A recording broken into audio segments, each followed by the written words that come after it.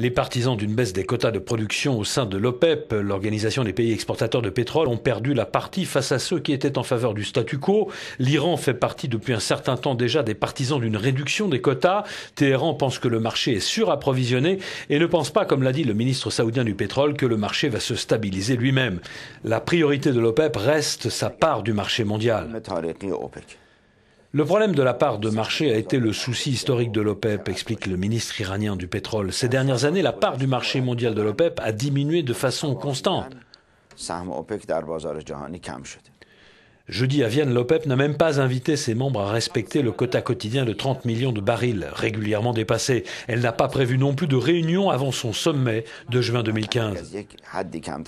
C'est sûr que si le niveau de production passe en dessous d'un certain plancher, l'impact de l'OPEP deviendra minimal. Et c'est un facteur déterminant de voir quel est le prix raisonnable pour que l'OPEP maintienne sa part de marché et que les États membres retirent un revenu suffisant pour gérer leurs affaires internes et faire les investissements nécessaires à la croissance de leur production.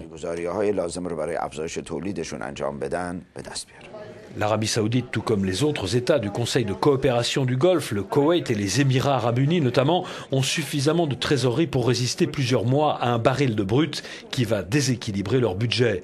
Pas l'Iran. Il devrait y avoir un consensus sur chaque décision, affirme le ministre iranien du pétrole. Quand il y a une discussion sur la baisse de la production, bien sûr que le rôle de l'Arabie saoudite est très important. Mais encore une fois, quand cela arrivera, l'Arabie saoudite sera un des membres qui perdra le plus.